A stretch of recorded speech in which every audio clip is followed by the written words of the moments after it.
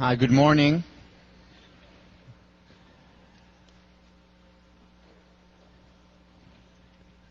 So, first of all, are there any junior parents here today? Welcome, welcome. I'm so glad you're here. I'm even gladder you weren't here on Tuesday. Yeah. So just a couple of announcements. Yeah, you know, I was asking myself after Tuesday, are they ever going to take me seriously again? I hope so. Or will they love me tomorrow? So just a couple of announcements. First, there were many emails regarding the response papers, whether the gratitude letter that you write, you also need to submit to your TF as the response paper. So the answer is yes and no. All right, next. Yes, you do need to submit it. However, if the letter is too personal or you don't feel comfortable for any reason submitting it to your TF as well, just send your TF a note saying, I wrote the letter, and we'll take your word for it. And so you don't have to submit it, though. Would be great if you do. The midterm is coming up in a week and a half, so just a couple of words about the midterm. What we've decided to do is to just have a multiple choice midterm. There'll be, I can't remember how many, 50 questions on the multiple choice, and you'll have the 75 minutes to do it. So we will allow for the 10 minutes or 15 minutes to get organized here. It's not going to be a difficult, trying to fool you or to catch you. It's going to be pretty straightforward. I've told you my philosophy about exams during the first class, those of you who remember. In the past, I didn't used to have exams because I remember that I wasn't happy taking exams as an undergrad, and do not do unto others. But then I realized that there was a value to them. Not a value in terms of differentiation, in grades and stuff, not that. The value is that a midterm or a final gets you to sit down and synthesize all the material. So if it was a take-home, you look for the answers where you are and you just get part of it. Whereas with a midterm or final, you sit down and you read everything from lesson 1 to lesson 26. And then that helps you synthesize and hence internalize the material. Because remember what I've mentioned time and again, this class is built around the spiral theory of knowledge. Meaning everything that we talked about in lesson 1, in class 1, is related to class 3, is related to class 7, is related to class 24. Everything is interconnected. And it's when you sit down, when I talk about the material, I know what's going to come 3 weeks from now, and I know the connection. You still don't. But when you sit down and study for the exam, that's when you get to make the connection, and that's when you really internalize the material at a much higher level. So this is why we have it. I know it's not fun, however, I think pedagogically, it is important to sit down and have a run-through, whether it's the midterm and, again, for the final. Again, won't be a difficult one, but do study for it. It will be very straightforward, fact-based. The midterm, as you can imagine, is not about showing creativity. Our goal is that you go over the material and synthesize it. If you have any questions, please email your TFs, and they'll be able to answer, or if not, they'll email me. Okay, so where were we last time? I actually can't remember. I think I repressed the whole lesson.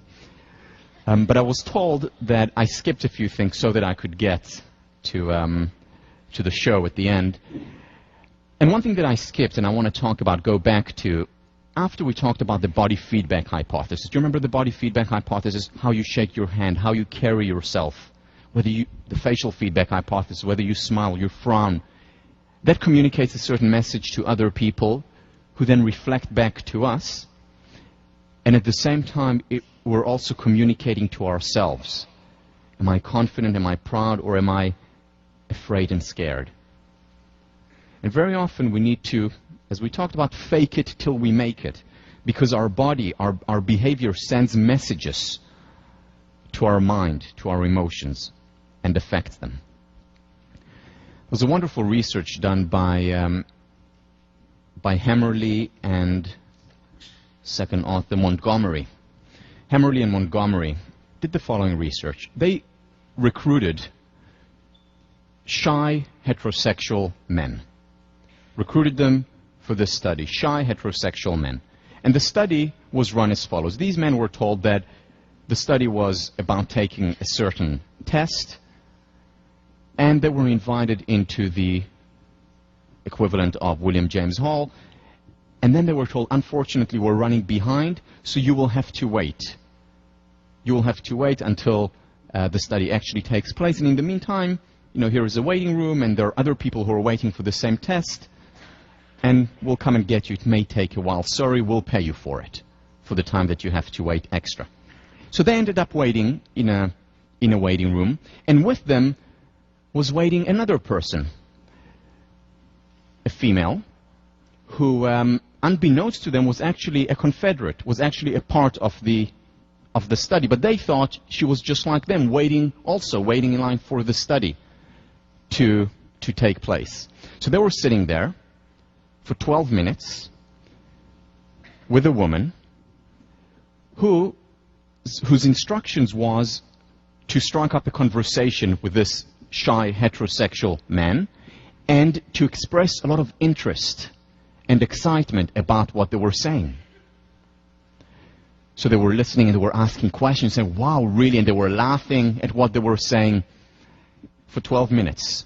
And then the woman went into the experiment, or so they thought, and another woman comes in, again for 12 minutes, and she sits down with the shy heterosexual man and seems very interested and laughs at what he has to say and asks questions, and so on and so on for 12 minutes. And then the next woman comes in as she goes into the experiment, and so on 6 times.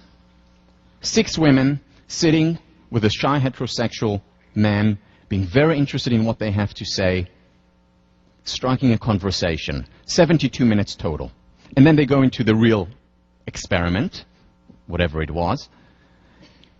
And then the next day, they're invited for the same experiment again. And once again, they go through the exact same procedure. For 72 minutes, they sit down with 6 women who are very interested in what they have to say.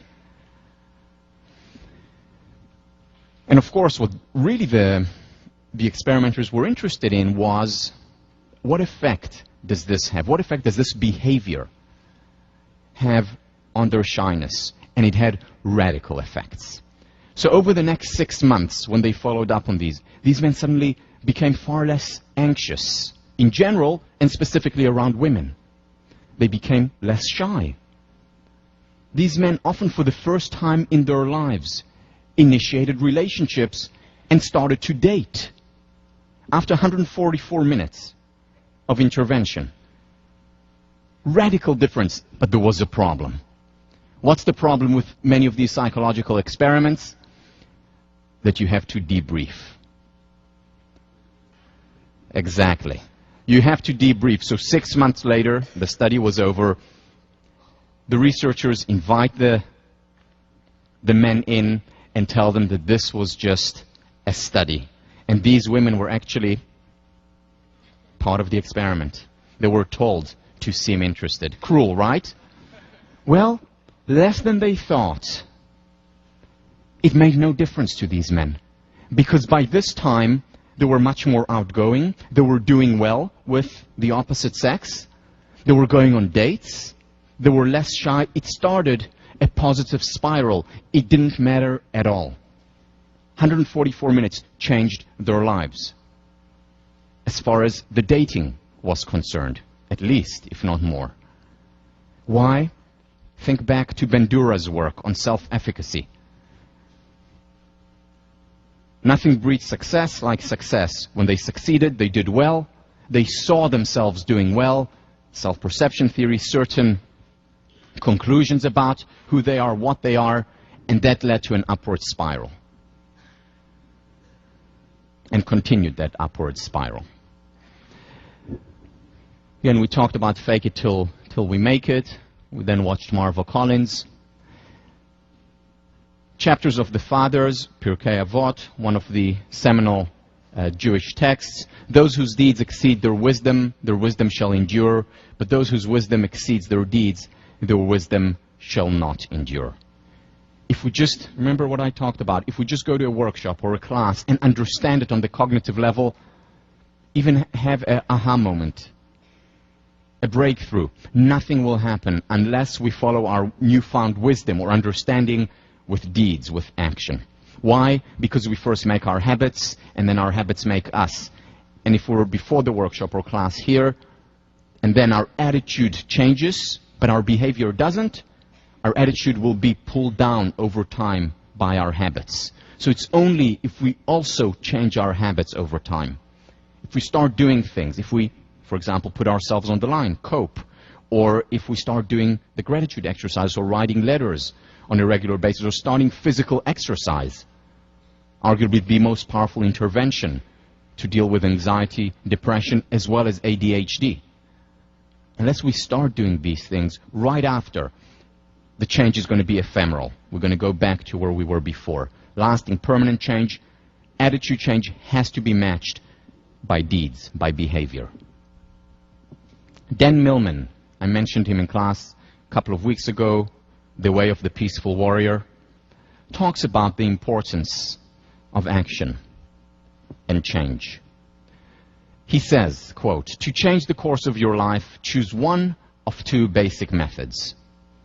One, you can direct your energy and attention toward trying to fix your mind, find your focus, affirm your power, free your emotions, and visualize positive outcomes so that you can finally develop the confidence to display the courage, to discover the determination, to make the commitment, to feel sufficiently motivated to do what it is that you need to do.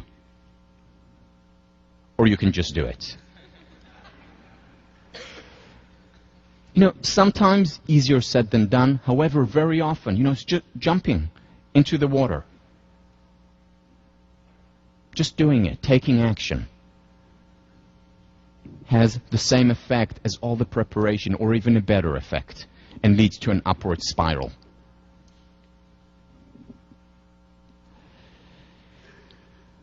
Okay, then we talked about coping and exiting your comfort zone. Parents, please close your eyes at this point. All right. And I ended by talking about attaining your optimum level of discomfort. What does this mean? What does this mean? So we can look at approaches to change or reactions to change, behavioral change, along the continuum of tension. Most of us, most of the time, are in our comfort zone. It's great, it's wonderful. However, when we're in the comfort zone, very little change happens. If we go a bit beyond that, we get to our stretch zone. This is what we call the optimal discomfort zone. This is where change actually happens. Beyond that is the panic zone. This is where we have anxiety and difficulty. This is a place that's usually unhealthy. Unhealthy for change, because very often we can go back on where we were before. You can think about this with a metaphor. The comfort zone would be freezing water. The stretch zone would be flowing water. The panic zone would be boiling water. Again, a lot of movement, but out of control and potentially dangerous. The best way to be usually is in the stretch zone. You will read about it next week when you read about flow. Flow is when you have optimal level of arousal, optimal level of tension. When the task that you're doing or whatever you're doing is not too difficult nor too easy.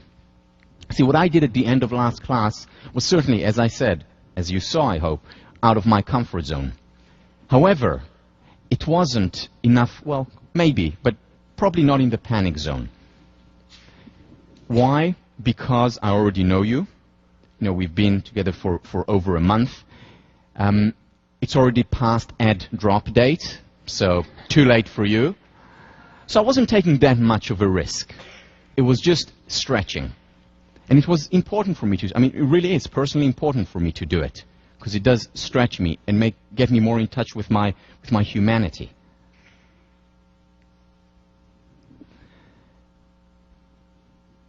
Or for example, let's say you want to start an exercise regime. You realize how important it is, you read the research, you're exposed to that research, you see it really has an important effect.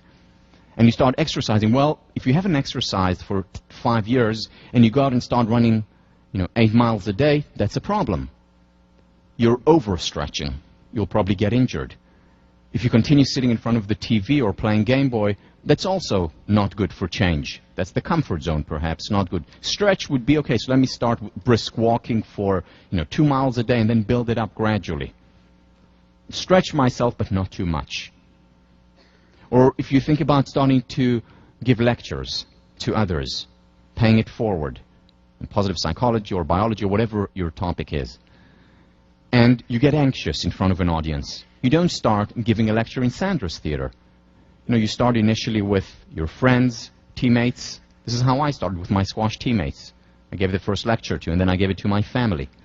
Gradually, out of the comfort zone, a little bit of a stretch, and then build it over time. This is the healthful way of approaching change. Sometimes, though, we have to go to the panic zone. Why? Because some things cannot be changed or almost impossible to change gradually. For example, addiction.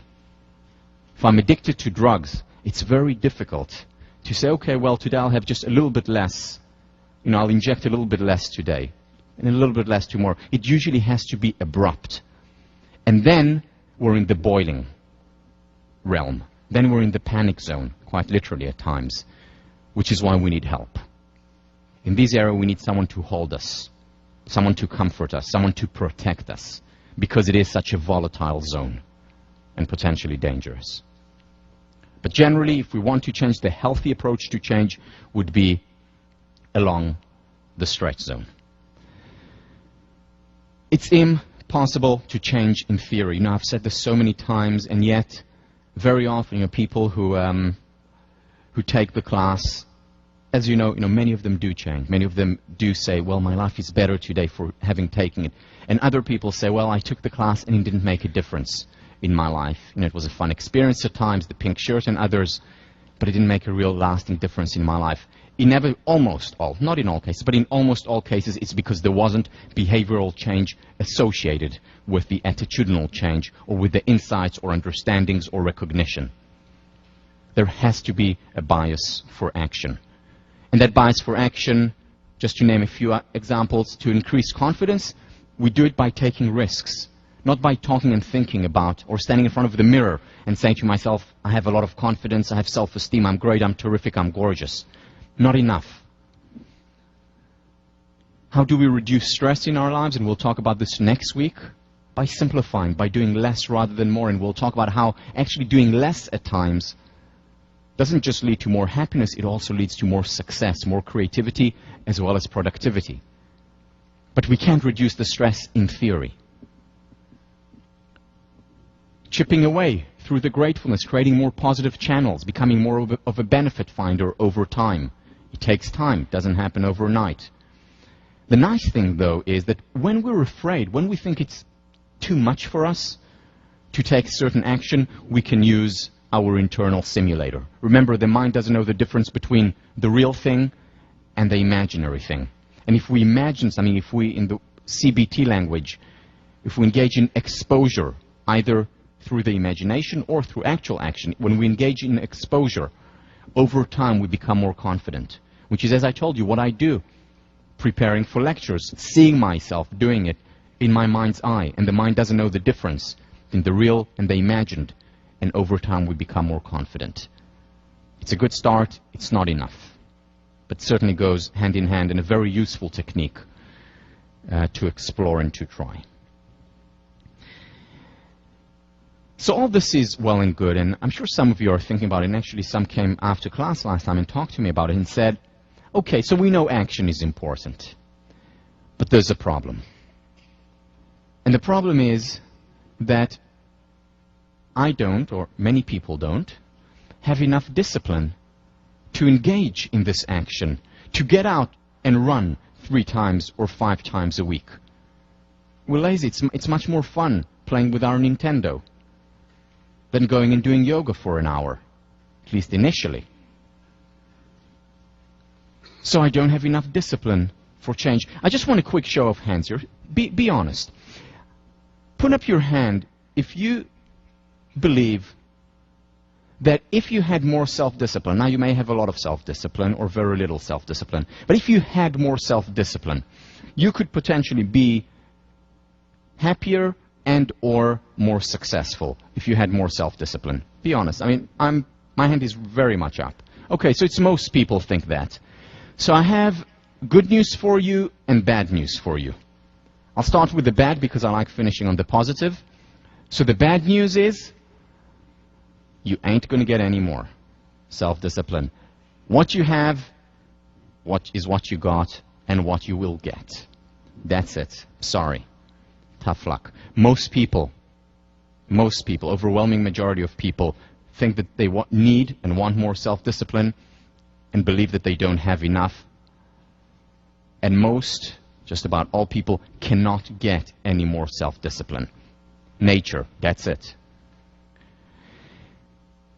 So that's the bad news. The good news, it's actually not that important, neither for success nor for happiness. You can be more successful and happier with the self-discipline that you currently have. How? If you change your focus from relying on self-discipline for bringing about change to introducing rituals. Changing your focus from self-discipline to rituals. I'm going to talk about an idea now that is talked about in greater length in The Powerful Engagement by Jim Lohr and Tony Schwartz, an excellent, excellent book.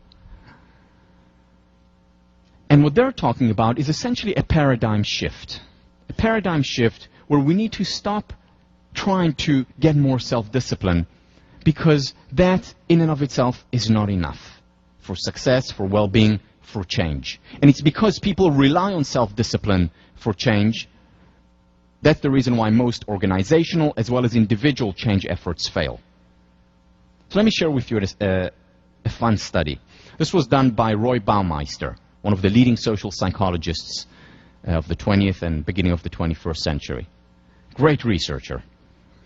Here is what he did. He brought in a group of people individually. So the person walks into the experiment, and they're told, once again, you'll have to wait in this room, a waiting room, for the experiment to start.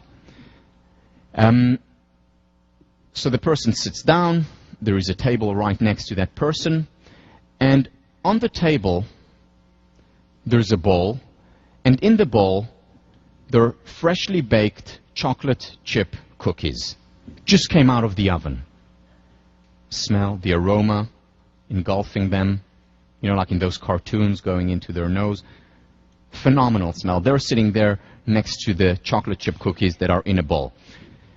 The experimenter puts it down and says, I'll come pick you up in about 10 minutes for the experiment.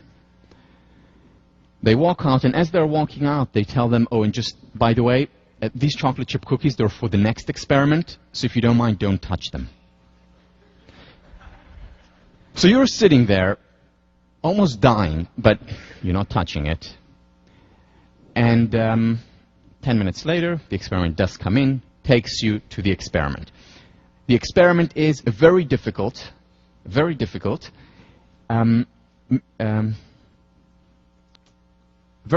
test that you need to take. A test that most people don't solve and requires a lot of perseverance and hard work. But most people, even with perseverance and hard work, do not solve it. So the outcome measure, what the researcher is interested in, is mostly how much did you persevere before giving up on that test? How much did you persevere before giving up on that test? That was the outcome measure, the dependent variable.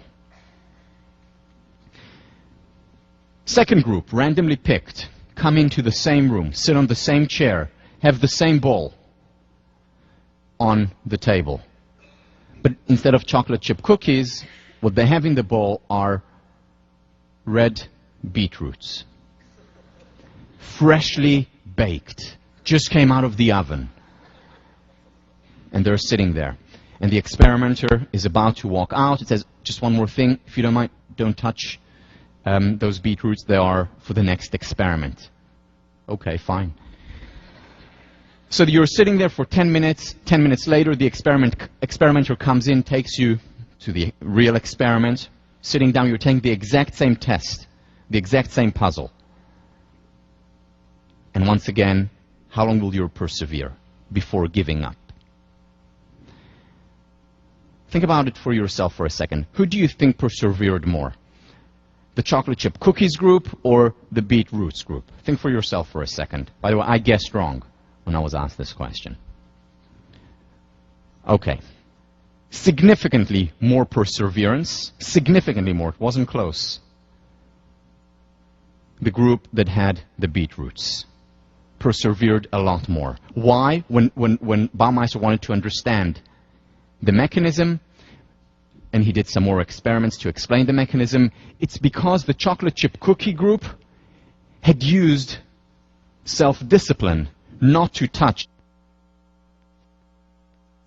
They really wanted to touch it. But they couldn't, so they used their quota of self-discipline. And when they went into the quote-unquote real experiment, what happened was that they had little or no self-discipline left. And that maze, that experiment, that test required a lot of self-discipline. The point of this study, we all have a limited amount of self-discipline. And the question is, what do we use it on? Another question for you. How many people here have, those of you who did set New Year's resolutions, put your hand up if you're fulfilled every single one of the New Year's resolutions that you ever set for yourself. Put your hand up every single New Year's resolution if you did set New Year's resolutions. But higher, please. Well, I certainly didn't. But here's another question for you. How many people here, this is an important question, so please put your hand up if the answer is in the affirmative.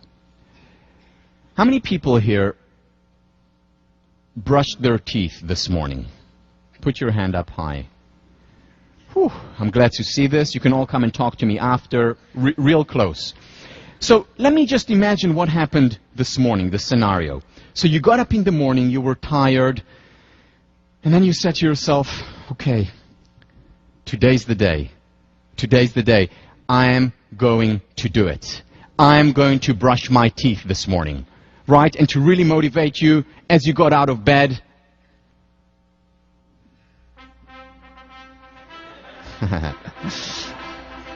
Here I come, Rena. I mean, here I come to brush. And you brush your teeth, right? Today is the day. Because I have 15:04. I'm going to brush my teeth. Yes!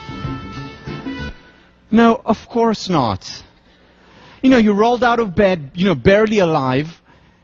You probably don't even remember that you brushed your teeth because you were asleep still. Now, why? Why did everyone, I hope everyone, brush their teeth this morning, whereas no one person out of more than 600 students fulfilled their New Year's resolutions? Why? Because New Year's resolutions rely on self-discipline. Brushing our teeth relies on a ritual. We do it every day. It's automatic. Now, there are rituals. We know brushing our teeth is important, and people won't talk to us if we don't. But we also know that physical exercise is very important. And yet most people in the world, not at Harvard, but in the world, don't do physical exercise and pay a very high price for it. You know, it always amazed me when people used to comment on my incredible self-discipline when I was a squash player. It always used to amaze me because I don't see myself as a person with self-discipline. You know that we don't have chocolate chip cookies at home. And if we do, Tommy hides them. Because if they were there, they would disappear 2 minutes later. Zero self-discipline when it comes to these things. And yet, with squash, I did have what people thought, was, and what I thought for many years, self-discipline.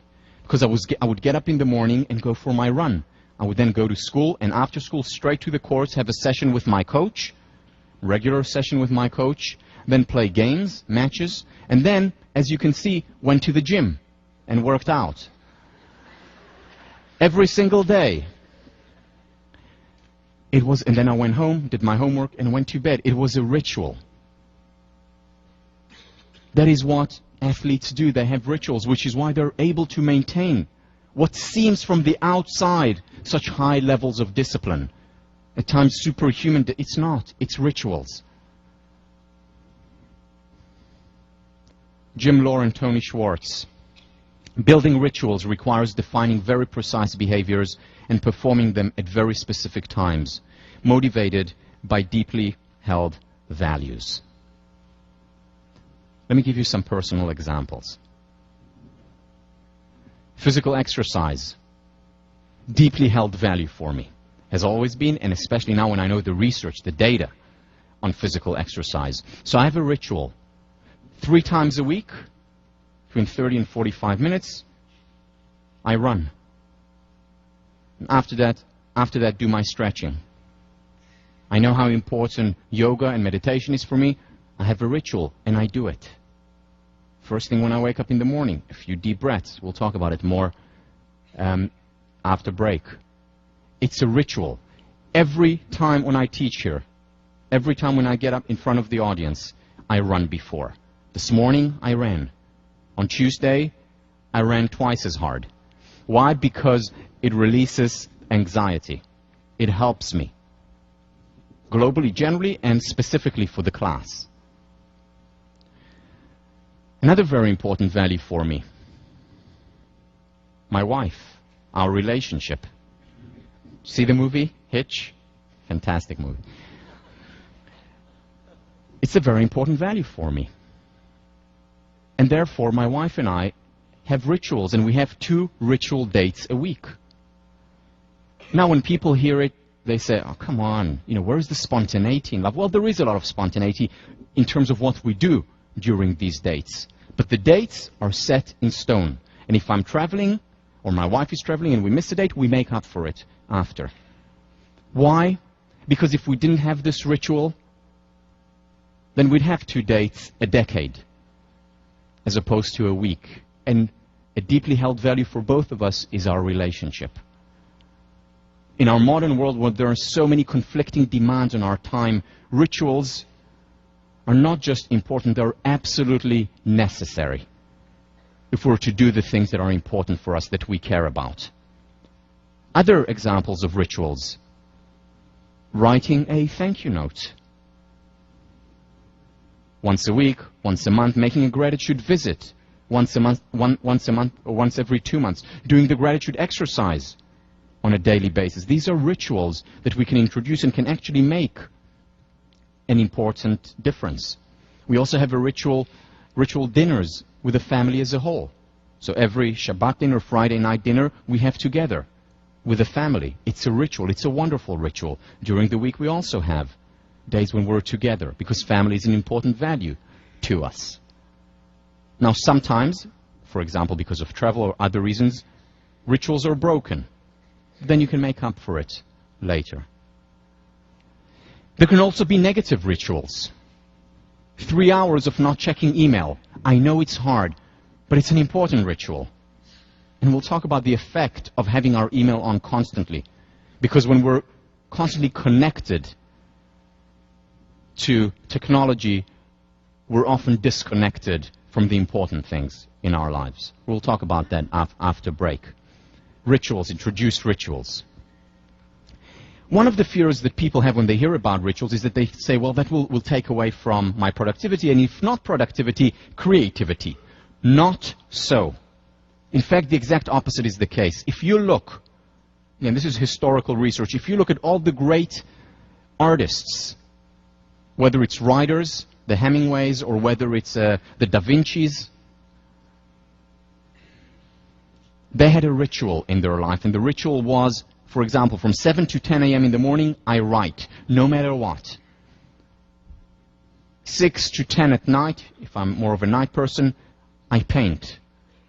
They had rituals, and it's because of these rituals that they were able to be creative, because then they could think about their subject material as opposed to a million other things. Well, maybe I should be doing something else, and there are other distractions. No, there was a ritual. That's what I did now. Almost mindless getting there, just like we brush our teeth. But when they were there was space, openness to be creative. Now, the key is to give yourself time to create the ritual. You see, maintaining a ritual requires some self-discipline, but not a lot. Creating a ritual requires a lot of self-discipline. Once again, because we go back to our old habits. Let's do a quick exercise. So why don't you take your hands and just fold them. Fold your hands for a minute.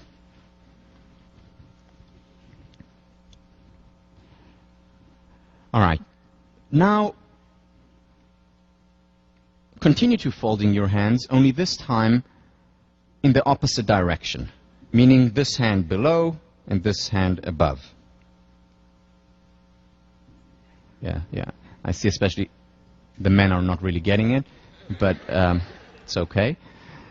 Now, how does that feel? Not comfortable, right? Now, this is such a simple movement, you know, folding hands, and yet we feel very uncomfortable. Something is wrong here, and we want to go back to our folding before. Much more comfortable. We first make our habits, and then our habits make us. Okay. So the key is, here we're talking about a very simple change, folding hands. How much more difficult is it when we have habits that we've cultivated for many years and are much more significant in our lives? Very difficult to change them. It takes time. William James, as I mentioned before, says it takes 21 days to change a habit. Lauren Schwartz, in their book, The Powerful Engagement, talk about 30 days to change it. And of course, it depends on what habit. So give yourself 30 days to start the gratitude. Give yourself 30 days to build a new ritual of exercising regularly. And the key is to give yourself no more than 1 or 2 rituals each 30 days. Why? Because as we mentioned earlier, it takes a lot of self-discipline to create a ritual, and we don't have much self-discipline. Which is why when we have a list of 10 changes that we want to introduce in our lives today, we end up doing none. We end up doing none. Because we're overextending our self-discipline and we break down. It takes a lot of discipline to start a ritual, but once we start it, after a month when it's habituated, when it's grooved in, when a neural pathway has begun to form, then we can move on to the next ritual and introduce it, if we're ready. No more than 2, ideally 1 ritual. Next week in your response paper, you're going to choose a ritual, 2 rituals for this month that hopefully you will also introduce, because there cannot be change without behavioral change. Lauren Schwartz, incremental change is better than ambitious failure. Success feeds on itself. We see it on the individual level. We see it on the organizational level. John Cotter from the business school does a lot of work on change in organizations, in the realm of leadership. What he talks about a lot is how you need small successes and then build on these successes. The Dalai Lama, there isn't anything that isn't made easier through constant familiarity and training. Through training, we can change. We can transform ourselves. You know, one thing that happened to me, I remember when I was an undergraduate, and it happened to me my sophomore year. I played on the varsity team, didn't have a good season my sophomore year, was burnt out, got injured, and couldn't wait for the 1st of March. March 1 is the last, or March 2 sometimes, the last day of the season, and I couldn't wait because after that I could stop playing squash and focus on my studies. Then I could get a lot of work done, because with squash, you know, we were at the courts, you know, training physically for 2 hours, but total 3 hours a day. Weekends we were traveling mostly or had matches at home. Mornings, at least 2 mornings a week, we were lifting weights or in the gym. So it was rough, a lot of work, and I said, you know, I can't wait to have the freedom without squash, especially given that I wasn't enjoying it that much at that point. Can't wait not to do it anymore and just to focus on my classes, catch up on all the readings and writings and stuff.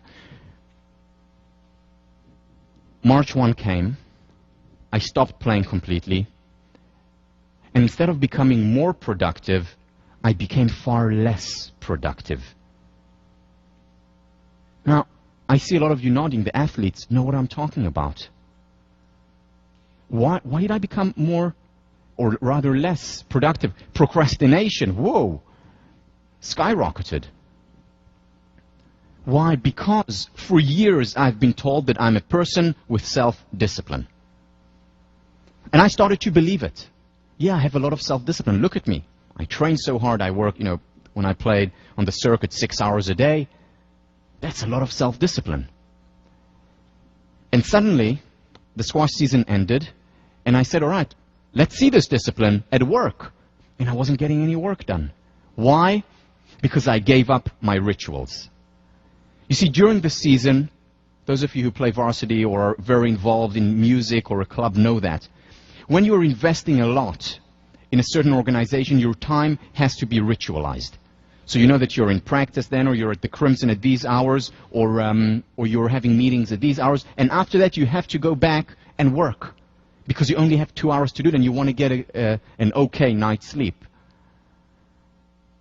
You have rituals, and you're productive and you're creative. And suddenly the rituals go away, and you say, okay, now I'm going to work more, and the exact opposite happens.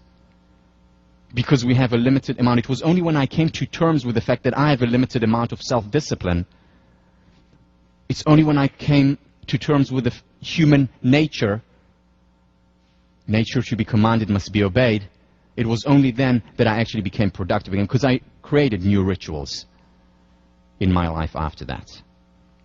Rituals, very important and significant. The only way for lasting change. Let me talk about cognition now, the C. So we talked about affect, emotions, we talked about behavior, how important that is, both acute and gradual. Let's talk about cognition. We'll talk again about cognitive reconstruction, which is the gradual way of bringing about change. And then we'll talk about the faster way of bringing about change, which is the eureka experience, the aha moment. So first, cognitive reconstruction.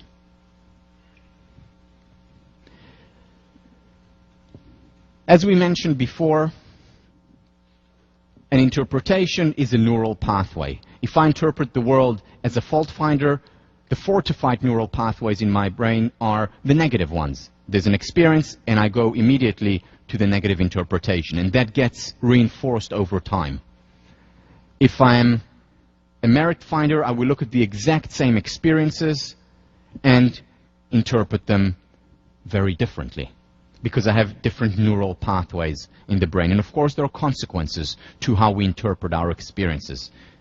Not necessarily as things happening for the best, but as a benefit finder, sorry, I changed that. As a benefit finder, looking more at the positive with each experience. Now remember the study on the identical twins and how much genes actually matter. But they only account for 50% of the variance. So here is a story that's told in many intro to psych textbooks. And it's about twins who were raised in the same home, and their father was abusive toward them, toward their mother. He was very often drunk, very often on drugs, and really an awful, awful childhood, the worst you can imagine. And these twins grow up in that home with that father, and they go off, they leave the home, run away from home later on in life, and they reach the age of 30. And then at the age of 30, a psychologist who's doing research on twins goes and visits them. And he goes to the first twin, and what he sees there, the twin is in a relationship, he's abusing his family, very often drunk, very often on drugs. But then the psychologist is able to find him in a moment of soberness and says to the twin, "What's going on? What are you doing? What's happening here?" And the twin, who knows that the psychologist is doing research on the effect of genes and the effect of upbringing says, you know my father. I mean, you know the kind of childhood that I endured. How do you expect me to be any other way? And a psychologist who knows the effect of upbringing shrugs. And then he goes to the second twin. The second twin happens to be the exact same age as the first one. He goes to the second twin, also 30 years old, walks into the house and cannot believe his eyes. Such peace, such equanimity, such love between him and his wife and the kids. He's doing well in his career, doing well with his family. He comes back again after a while. See, maybe that was a fluke. Maybe he's putting on a show. But no, it's the real thing. Phenomenal family life, phenomenal professional life. And he goes to him and says, in disbelief, how? Now, that twin also knows that he's doing research, and he says, what do you mean, how? You know my father. You know how I was raised. You know what he did to us. How do you expect me to be any other way? I know how much he hurt us. How do you expect me to be any other way like him? Same experiences, monozygotic twins, same genes. Radically different interpretation. One continuing the hell that he endured as a child. The other creating a heaven. All because of interpretation. What do you do with it? Well, I have no choice. This is the way I was raised. This is the model. Passive victim. The other, I'm not going to be like that. I'm not going to be like my father. Active agent. So much of it is a matter of interpretation. Happiness, well-being, as we've mentioned many times before, is not so much contingent on external circumstances, not so much contingent on our status or the state of our bank account. It's contingent on our state of mind. The thing to remember, though, is that there are no shortcuts, unfortunately. There are no quick fixes, unfortunately. If there were, I promise you, I would have told you. If I find out next week about a shortcut, even if it's over spring break, you'll get an email from me. But I don't think there are. And very often the hope of finding a quick fix leads to more unhappiness. Here are some examples of cognitive reconstruction. This is work done by Tomaka on whether we perceive an activity as a challenge or as a threat, because we can perceive the exact same activity and cognitively reconstruct our understanding of it. So let me give you an example. When after being thrown out of Cambridge, I applied for PhD programs. One of the programs I applied to was here, was hoping to get in. And when I got in, wanted to come back, because overall I had a very good experience here as an undergrad, with all the difficulties and hardship. I was glad, wanted to be back. And when I got in, I suddenly became a little bit concerned, because I said, I experienced a lot of anxiety as an undergrad. A lot of anxiety as an undergrad. And I said, I don't want to relive that again. Maybe I should go elsewhere. And then I turned it around and I said, okay, instead of looking at Harvard as a threat to me, to my calm, I'm going to look at it as a challenge. And my challenge became explicitly, I wrote it in my journal, wrote about it, thought about it a lot, explicitly. My goal over the 6 years that I got my PhD was to maintain calm, because I said to myself, if I can maintain calm at Harvard, I can maintain calm anywhere. And I worked on it. I really worked on it, and it became a challenge, and just that change helped me get so much more out of my experience here as a graduate student. Even through the hardships, the generals and the failures and the anxiety, but overall, a much better experience. Recently, I just did it, so once in a while I travel right after class. So 3 weeks ago, I traveled to Florida, and I had a very important talk there with a company that I really wanted to work with. It was my first event there, company that I cared about, that I think is doing fantastic things around the world, and I really wanted to do well. And I felt a lot of anxiety before that talk. And then I cognitively reconstructed it. I said, okay, it's anxiety-inducing, permission to be human, experience the experience, but let's look at it as a challenge. That I have this wonderful opportunity to speak to such a great company, such wonderful people. I'm going to make the best of it. Turned it from a threat into a challenge, into an opportunity. And that made a big difference in my approach to it. Think about areas in your life. What is it? Is it a play you want to try out for? Is it someone you want to ask out? Is it speaking up in section?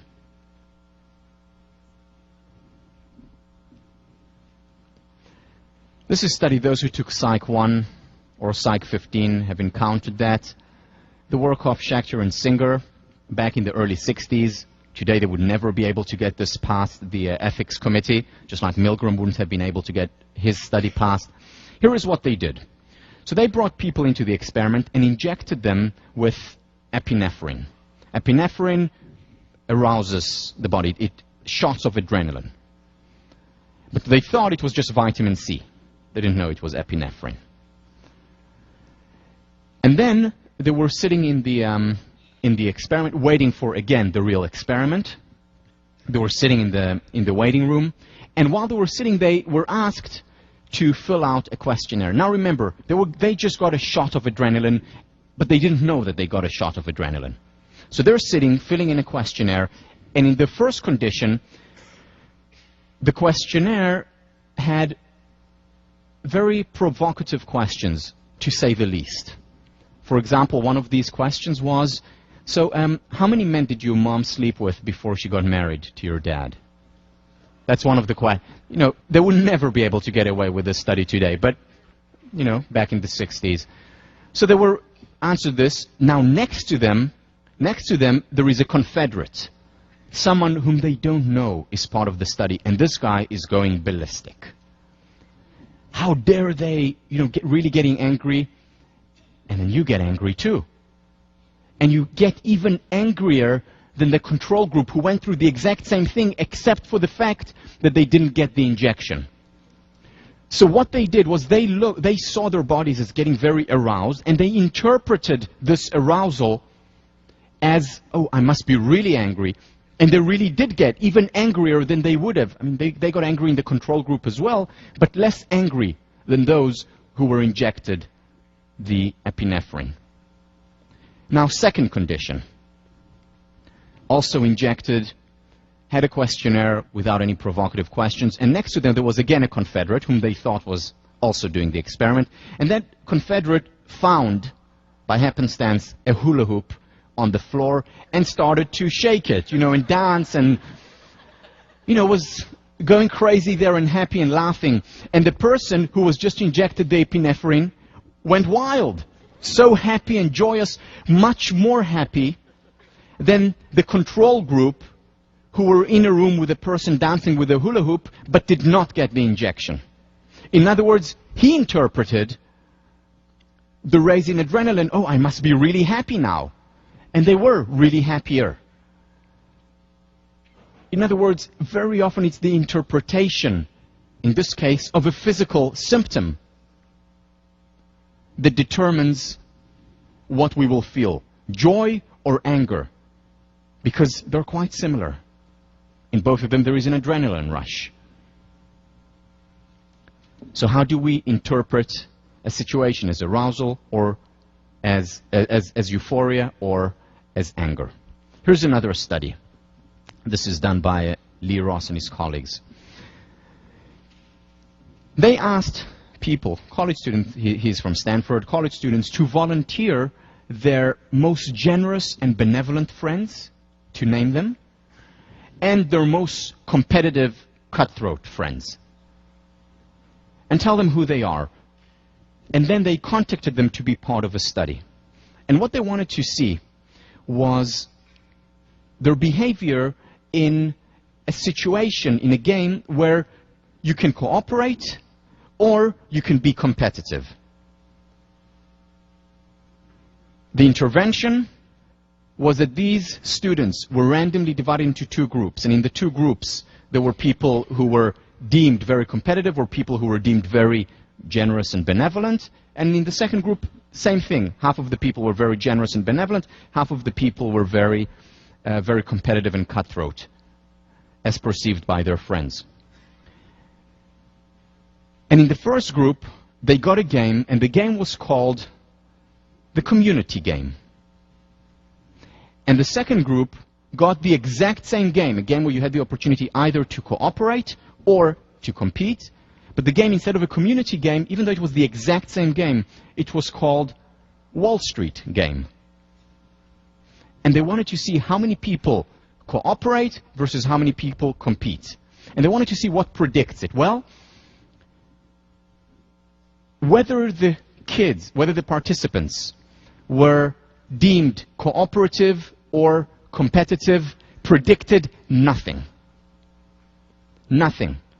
Whether or not they would compete or cooperate. What predicted everything was whether they were in the community game or in the Wall Street game. If they were in the community game, they were much more likely to cooperate. If they were in the Wall Street game, whether they were generous, benevolent, or cutthroat competitive, they were much more likely to be cutthroat competitive. In other words, how we frame a situation, community, Wall Street, can make all the difference. Threat, opportunity, maybe the exact same thing. How we frame it can make all the difference. This is a study done by one Quest. A very important question, which is, how can we raise the level of volunteerism at Harvard and beyond? And the wonderful answer that she came up with is, let's get students, as well as people in society at large, to reframe how we look at volunteering rather than as duty, something, I have to do that is hard. Why don't I look at it as a privilege? I have the privilege of helping, and it is a real privilege. Remember the study on kindness, one of the best interventions for well-being. It is a real privilege to give, to help. And when people reframe this, they're much more likely to volunteer. This has implications for child rearing. This has implications, of course, for education. It has implications for society as a whole. This is a topic that I'm going to talk about a lot. I'm going to dedicate much time to it when we discuss relationships, but just very briefly. This understanding, for me, literally transformed my relationship with my wife. It transformed and is transforming my relationship with my friends as well as students and colleagues. You see, we go into a relationship, most people think that the important thing about relationship is that we're validated. We get pats on our back. Now, that's important in a relationship. Surely it's important to be validated in any relationship, whether it's with, student-teacher, whether it's with friends, certainly in a romantic relationship. However, what David Schnark talks about is that primarily, if we want long-term, successful, thriving, passionate relationships, the first objective, the primary objective, is to go into the relationship to be known. To be known rather than to be validated, meaning going in there and saying, okay, so how can my partner get to know me even better? Doing it gradually, of course. On the first date, you don't want to reveal all your secrets. Doing it gradually, thinking about it, but opening up more and more. And couples who over time open up more and more are able to sustain the relationship as well as their passion over time. And again, I'm going to talk about it much more. I'm going to devote 2 classes at least to relationships. And this is going to be one of the central pillars of successful long-term relationships. Also with students, the same applies. When I initially started to teach, I really wanted the validation from the students. So how can I have my students perceive me as, as a good teacher? I want them to like me. And, that's important for everyone. We all like to be liked. However, when I switched my focus, and I said, yeah, I still want to be liked, but my main focus is I want my students to know me. I want them to know the topic that I'm most passionate about in the world. That really changed a lot. It was no longer to be validated, i.e. to appear perfect, but it was to be known as a human being, of course, permission to be human. And that actually improved my teaching a great deal, and I enjoy it so much more because there's so much less pressure on us in a relationship, any relationship, when we go in with the intention of being known, of expressing rather than impressing. We can feel so much lighter. And the wonderful thing is that it also makes the relationship so much healthier. But again, much more on that because it's so important topic. We talked about this a lot. How do we perceive failure? As a stumbling block, as a catastrophe, or as an opportunity, as a growth experience? And that can make all the difference. We'll talk about it after spring break when we discuss perfectionism and the fear of failure. And finally, the study that you read by Ali Crum and Ellen Langer. So just to give you a little bit of background about this study, and I will briefly mention it because hopefully you've read it already. Ali Crum was my student since her freshman year. I was her TF when I taught with Phil Stone, and then I was her thesis advisor with Ellen Langer. And this was the topic of her thesis. When Ellen Langer came up with the idea for the thesis, and she told Ali and me, this is what I think would be a very interesting study, I took Ellen aside after the study, after the meeting, after Ali went away, and I told her, you know, Ellen, I don't think it's fair. I don't think it's fair that Ali will do her thesis on it, because the thesis is it's a very tough experiment. You'll hear about it if you haven't read about it in a minute. It will take a lot of time from her. She's not going to get any results. Now, you can write a senior thesis with getting a null result, without getting a result. That's okay. But I said, you know, why waste her time, her senior year? And she said to me, it will work. I said to her, no, it won't. And boy, did it work. Now, I've learned since then not to argue with Ellen Langer because she has ideas that you would never think work, but they do, like the study we mentioned with the 1979 going back to 1959, or with the eye test. Being simply in a flight simulator improves your eyesight. Again, ideas that seem fantastic, but she proves them right. So the same happened here with this study. The study was that Ali went to hotels and worked with the ladies who were cleaning the hotels. And she went to them, to two groups, and told both groups the importance of physical exercise. And she said, this is, you know, something brought to you by your hotel, just to show you, to help you how important exercise is. And then she tested them on all these physical measures, whether it was body fat, blood sample, how much fat they had in their blood, weight, psychological measures, depression, anxiety, and so on and so on. And what she did was, to the one group, she just left them after all these tests. The second group, she said to them, and this was the intervention, you know, the work that you're doing is actually physical exercise. And she calculated how much calories it takes, you know, to pick up sheets, to go like this, and then to put it on the bed. How much calories it takes to actually vacuum. She estimated all those things. And then she gave them the statistics of how many calories you should expend a day doing exercise. And she said, what you're doing is working out, actually. This was the intervention. And she went back 8 weeks later. 8 weeks later, she ran the exact same tests again. And some of the results that she found, some of them are in the article, others are not. Blood pressure decreased significantly. The fat in the blood decreased significantly. Body weight after the 8 weeks, for the intervention group, not for the control group. Control group, no change over that period. Body weight decreased significantly. Their self-esteem went up. Depression levels went down. Anxiety levels went down. And energy levels went up. All as a result. Now, she asked, did you do anything differently? Are you exercising more than you did before? No difference between the control group and the intervention group. The only difference was perception.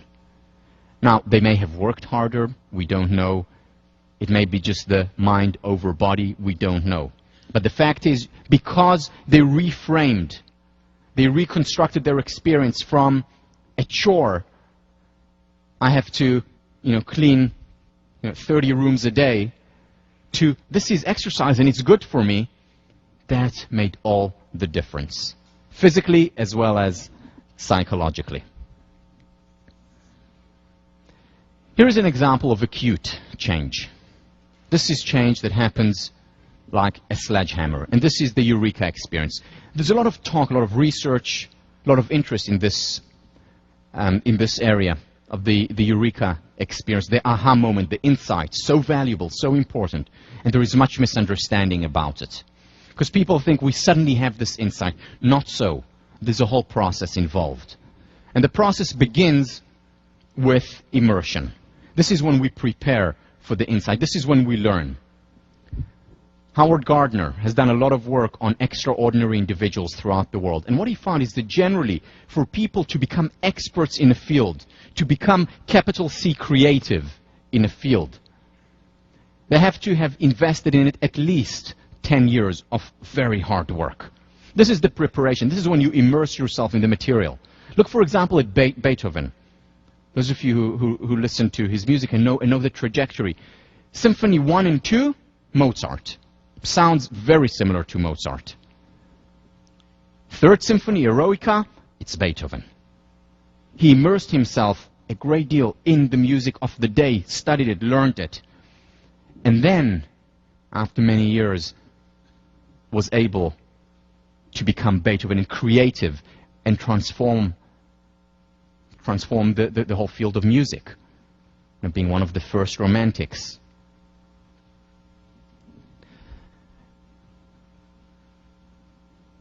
Second stage, after we prepare, and it takes, again, a lot of hard work, whether it's preparation that was done by Bill Gates when he was skipping class, or whether it's Bill Clinton, a lot of preparation before you become an expert in a field and are able to introduce, capital C, creativity. Have that eureka, the insight. Second stage is incubation. And you sit with all the creative individuals. After you immerse yourself in an area, you do nothing. You just allow it to marinate. For example, it's no coincidence that we get some of our best ideas in the shower. It's no coincidence that Archimedes got his best idea in the bath. Mozart used to spend hours a day just driving around Salzburg. And then suddenly he would have the aha experience, the eureka. And he said, I could hear the symphony in a second. In a second he could hear just about everything. Okay, so that's Mozart. But you hear Shakespeare would spend hours driving around in his carriage, and then suddenly would have the insight, okay, so this is what the story is about. And then he would go on and write it. The incubation stage, so important. J.P. Morgan. I can do a year's work in 9 months, but not in 12. J.P. Morgan understood, arguably the greatest entrepreneur this country has ever seen, understood the importance for creativity of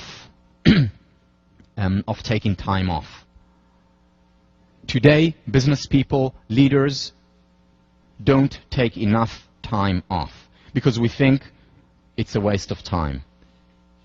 We think that if we just sit there and do nothing, we're really doing nothing. Well, no, the mind works, and the mind needs it for the creative insight. In fact, leaders, I know many of you will go into leadership positions, need time off more than anyone else because they need to be creative. They need to think about the next thing for the company, for the organization.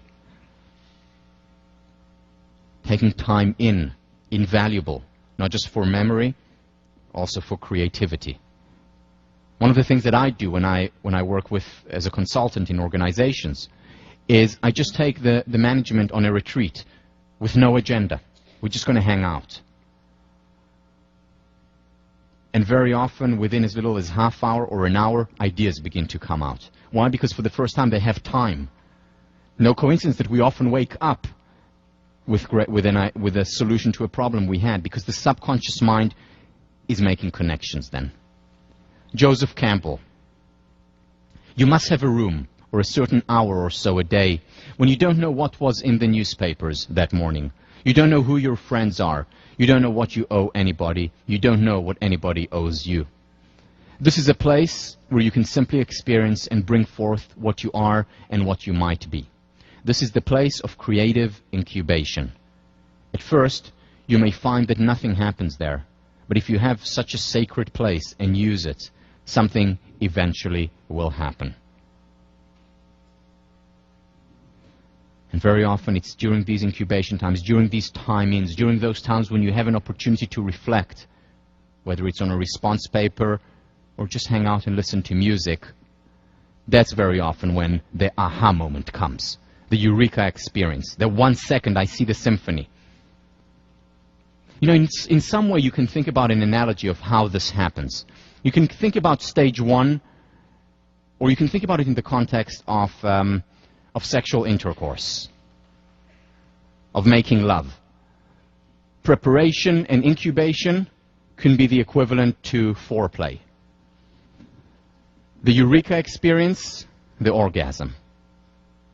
Now, the important thing to understand about this process is you have to go through preparation and incubation to get to the eureka experience. In other words, you need the foreplay.